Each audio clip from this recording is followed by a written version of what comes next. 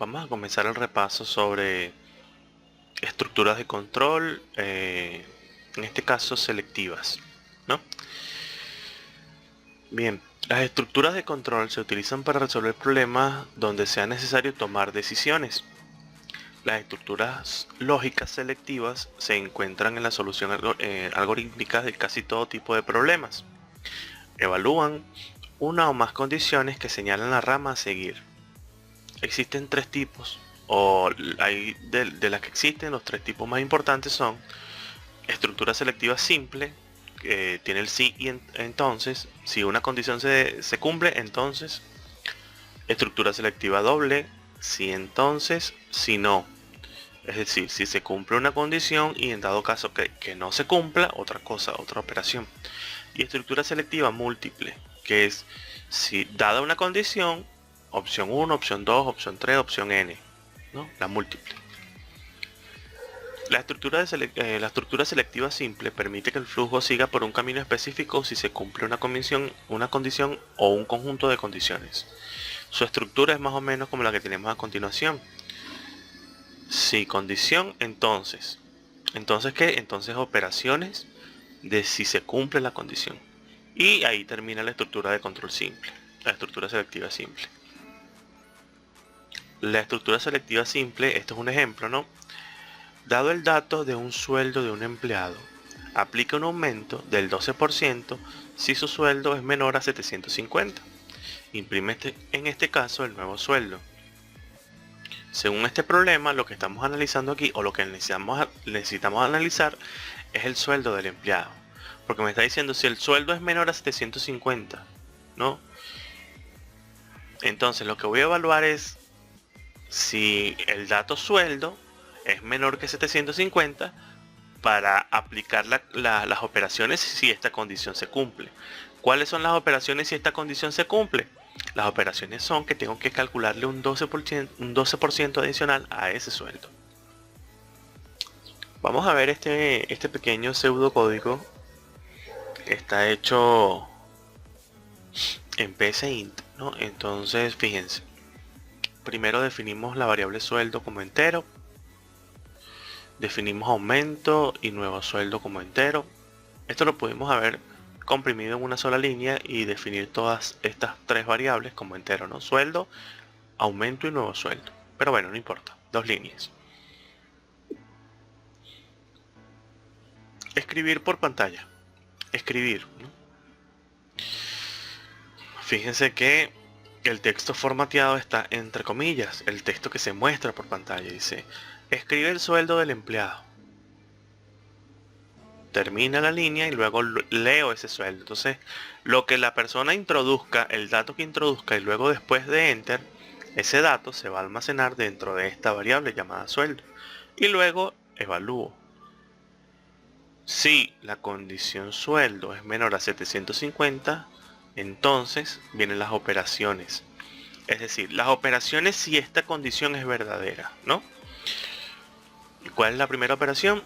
Que aumento es igual a sueldo por 0.12 y esto va a tener el valor de cuánto debería ser ese aumento. Es decir, se calcula el aumento y se almacena dentro de la variable aumento. Luego tenemos otra operación que dice nuevo sueldo es igual a sueldo, el sueldo que la persona normalmente tiene, el sueldo que colocó, más dicho aumento. Entonces ya aquí en nuevo sueldo tenemos considerado ese nuevo sueldo con el aumento correspondiente. Y luego escribir por pantallas nuevamente, texto formateado entre comillas, coma y concatenada una variable. Esto, ¿qué es lo que va a hacer esto por pantalla? Escribiría nuevo sueldo, espacio y el contenido de la variable. Es decir, si la persona colocó aquí que su sueldo eran 100 dólares, ¿no? 100, el número 100. El aumento de ese sueldo va a ser igual al 0.12 de 100. ¿Cuánto es el 12% de 100? El 12% de 100 son 12 dólares. Entonces el nuevo sueldo sería 112. Por lo que aquí escribiría nuevo sueldo, espacio 112. Ojo aquí que siempre se confunden con esto, ¿no? Cuando quiero escribir el contenido de una variable, la variable no puede estar entre comillas y tiene que estar concatenada, es decir, unida al resto del texto con una coma. Texto formateado, entrecomillado, coma, variable. Fin sí, fin algoritmo. Hablando de estructuras selectivas dobles, ¿no? Sabemos que permite que el flujo se bifurque por dos ramas diferentes en el punto de la toma de decisión. Su fórmula o su estructura es la siguiente. Si dada una condición, o sea, si una condición es verdadera, entonces operaciones por verdadero. Si no, operaciones por falso. Y termina. Operaciones por falso, ¿qué? Bueno, por falso dicha condición. Vamos a ver un ejemplo. Necesitamos obtener la nota final de un estudiante de sexto año, teniendo como datos el nombre de la asignatura, nombre del alumno y 3 notas correspondientes a los exámenes de lapso. Si el promedio es mayor o igual a 10, mostrar el mensaje aprobado y la nota final. De lo contrario, ¿qué? Bueno, que si el promedio no es igual, no es 10 o más. Ah, ok. De lo contrario, mostrar el mensaje de reprobado y la nota final. Entonces, en este caso, si hacíamos un análisis, tendríamos la entrada de que necesitamos el nombre del alumno, el nombre de la asignatura y las 3 notas. Esos son nuestros datos de entrada. Nuestro proceso sería calcular primeramente el promedio de notas, porque aquí me dice que si el promedio es mayor o igual a 10, entonces debo calcular ese promedio. Y crear la condición de que si promedio es mayor o igual o menor a 10, mensaje respectivamente si aprobó o reprobó y más la nota final. La salida, ¿cuál sería? El nombre del alumno, la asignatura, la nota final y el mensaje si aprobó o reprobó. Aquí tenemos otro algoritmo creado con PSeInt, con un pseudocódigo creado con PSeInt, pero en este caso este pseudocódigo está creado con un perfil flexible. Ojo a esto, si ustedes están trabajando con un perfil estricto como se lo indiqué en la píldora de PSeInt, este algoritmo no les va a correr. Aquí tendríamos que hacer varios cambios, como por ejemplo comenzar declarando las variables nombre, asignatura, nota 1, nota 2, nota 3 y nota final. Ojo a esto. Pero bueno, para explicar el punto me sirve, ¿no? Dice, escribir nombre del alumno y lo almaceno dentro de nombre. Escribir asignatura y lo almaceno dentro de asignatura.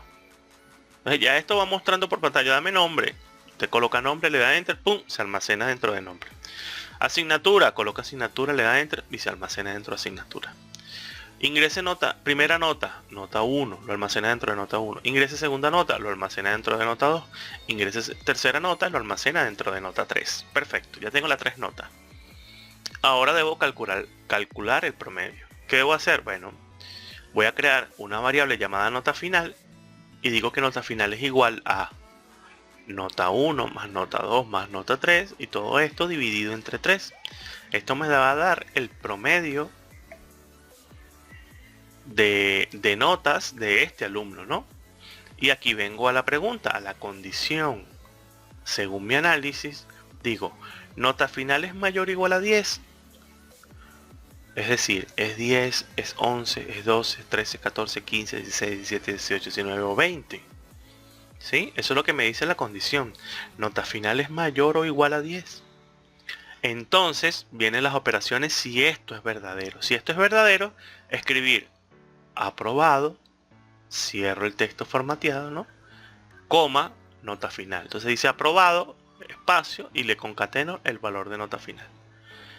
Si esta condición es falsa, las operaciones por falso caen en el bloque del si no. Es decir, si no es 10 o más, entonces 9, 8, 7, 6, 5, 4, 3 o 2 o 1 o 0.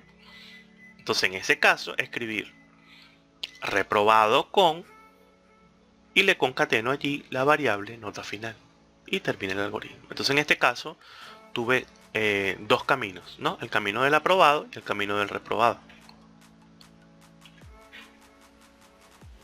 Estructura selectiva múltiple. Permite que el flujo se bifurque por varias ramas diferentes en el punto de la toma de decisión, en función al valor que tome el selector, ¿no? Su estructura es la siguiente.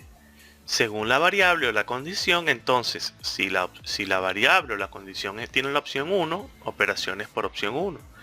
Si tiene opción 2, si la opción es 2, operaciones por opción 2. Si la opción es n, operaciones por n. Si no, operaciones, sino que, bueno, que si no fue ninguna de las opciones anteriores descritas. Entonces, si no, operaciones por eso y después termina, ¿no? Vamos a ver un ejemplo. Un ejemplo básico. Necesitamos ofrecer una calculadora con las operaciones aritméticas simples, donde el usuario puede elegir entre 4 opciones: suma, resta, multiplicación y división. Y luego solicita 2 variables y procede a realizar la operación correspondiente, mostrando el resultado con un mensaje alusivo a la operación. Una calculadora. Vamos a hacer una simple calculadora, solo que la vamos a hacer con las 4 opciones de aritmética simple, ¿no? Entonces vemos, ¿cuál sería la entrada? Bueno, primero tenemos que saber cuál es la opción que va a hacer el usuario, porque la opción de hecho es lo que me va a permitir trabajar la condición o la variable de esta opción múltiple. Y luego los 2 números que vamos a calcular. Perfecto. ¿Cuál sería el proceso? Si es opción 1, suma. Si es opción 2, resta. Ya yo veré cómo calculo, pero tengo que separar cada una de las operaciones por los números de dichas opciones. Y luego la salida sería mostrar el resultado de dicha operación con el detalle de qué operación se ha realizado. Vamos a ver el pseudocódigo.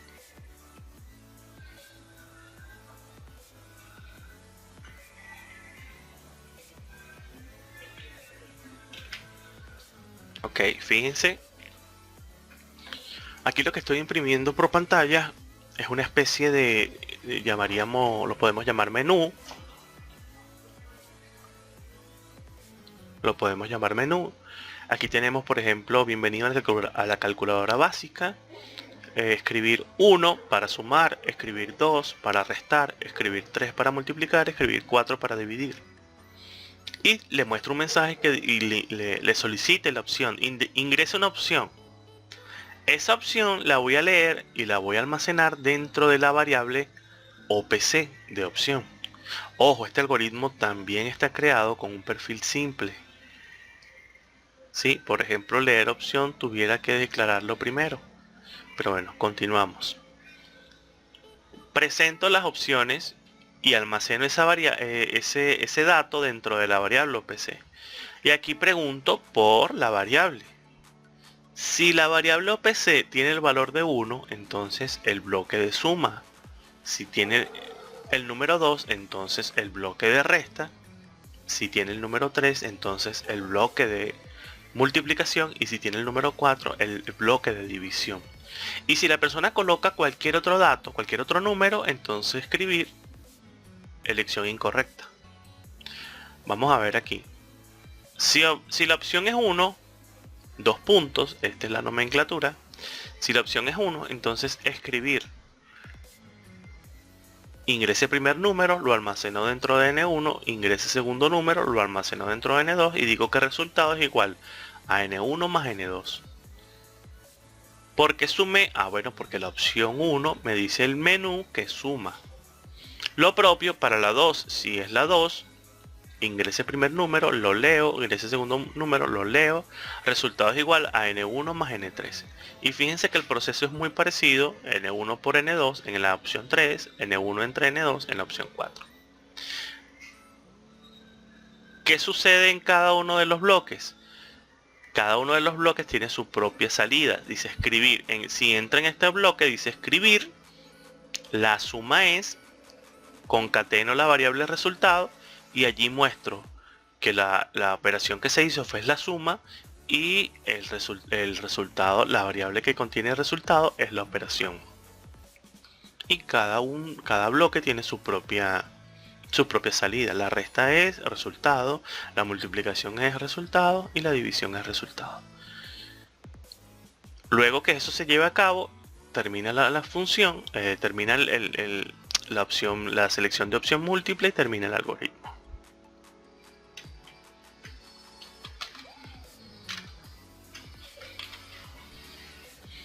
Atención acá. Estructura selectiva en cascada o anidada. Sirven para resolver casos en los que luego de tomar una decisión y marcar un camino, es necesario tomar otra decisión. A este proceso, de forma repetida, se le conoce como estructura selectiva en cascada o anidada. Fíjense, esta es la forma que tiene una estructura selectiva en cascada. Tienen en color los diferentes bloques en realidad son estructuras selectivas dobles dentro de estructuras selectivas dobles. Fíjense que les coloqué un color para que la distinguieran mejor. Entonces, aquí yo evalúo una condición y después evalúo una segunda condición y después evalúo una tercera condición. Si estas tres condiciones son verdaderas, entonces hago operaciones por verdadera. Si no, es decir, si estas son verdaderas, pero esta es falsa, cae en si no. Operaciones por falso de esta condición. Fin sí. Si no, es decir, que esta sea verdadera y esta sea falsa. Ya no entraría aquí, sino que salta de aquí para acá. Operaciones por si esta condición es falsa. Fin sí. Y aquí volvemos y decimos si no, sino que si la primera condición es falsa, ya no entra ni aquí, sino que salta de una vez al si no y operaciones por falso. Vamos a ver un ejemplo que pues, puede a lo mejor traer un poco más de luz a este caso. Estructura selectiva o cascada anidada. Dado tres números enteros diferentes, debe imprimir por pantalla estos números ordenados de forma ascendente. Aquí tengo un error de tipeo, es descendente. Fíjense, ¿cuáles serían los datos de entrada aquí? Bueno, primero necesito tener los tres números. Luego, saber, ¿no?, qué número es mayor que cuál, y para eso debo ordenarlos. Lo vamos a hacer con estructuras selectivas. Y la salida sería mostrar los números de forma ordenada descendente. Entonces aquí tenemos el código PSIN, el pseudocódigo. Fíjense. Introduce tres números enteros. Almaceno dentro de N1 el primer número, dentro de N2 el segundo número y dentro de N3 el tercer número. Vamos con mi condición. La primera condición que voy a evaluar si el primero es mayor al segundo, ¿no? Si el primero es mayor al segundo, evalúo la segunda condición. El primero es mayor al tercero, evalúo la tercera condición. Claro, porque aquí ya sé que el primero es mayor que el segundo y también mayor que el tercero. Entonces el mayor de todos es el primero. Pero me toca saber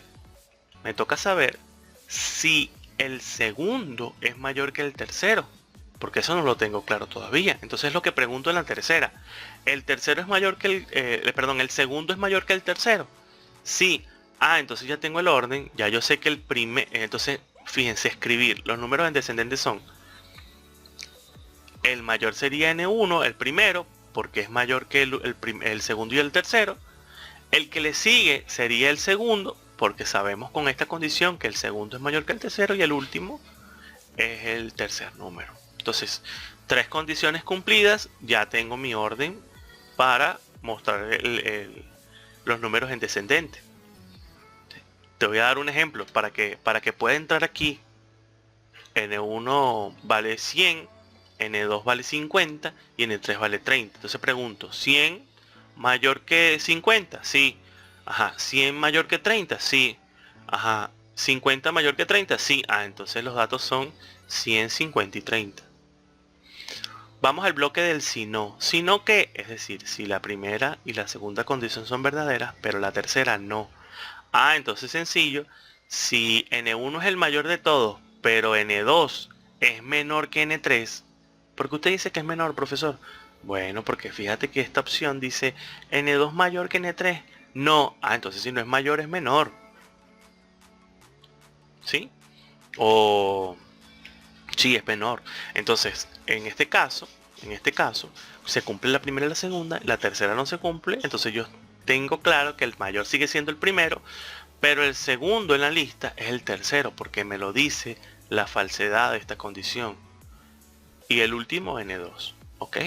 Termino este bloque. Fíjense que el hecho de tenerlo identado, es decir, cada uno con su espacio que le corresponde, ¿no? Y el bloque me hace verlo un poco más ordenado y comprenderlo un poco más fácil. Esto ayuda mucho. Vamos con este si no. Este si no, ¿a qué se refiere? Ah, bueno, a la segunda condición. Es decir, n1 es mayor que n2, pero n1 no es mayor que n3. Ah, entonces eso me deja claro que el primero es n3, o sea, el mayor es n3, el que le sigue es n1 porque es mayor que n2 y el último es n2. Fin sí. Vamos al sino del primer bloque. Si no, sino que n1 no es mayor que n2. Ah, ok, esta condición aquí es falsa, entonces no entro en nada de aquí. Salto al sino de aquí. Entonces ahora me toca saber si n2 es mayor que n3, porque ya sabemos que n2 es mayor que n1. ¿N2 es mayor que N3? Sí. Ah, entonces N1 es mayor que N3. Sí. Ah, entonces yo sé que el mayor es N2, el que le sigue es N1 y el que le continúa es N3. Si no, sino que, bueno, si no, si N2, N1 es menor que N2, cae aquí, ¿no? N2 es menor que N3, cae aquí. ¿Por dónde iba? Por aquí, ¿no? Y N1 es mayor que N3. Ah, no, no. N1 no es mayor que N3. N1 es menor. Ah, entonces el mayor sigue siendo N2. El que le sigue N3 y el de último N1. Si no, falsedad de la primera, falsedad de la segunda. Entonces el mayor es N3, el que le sigue es N2 y por último N1. Fin sí, fin sí. Y así, no importa qué números coloque el usuario, siempre se los voy a ordenar. El mayor de primero, el segundo mayor en la mitad y de último el menor de los números.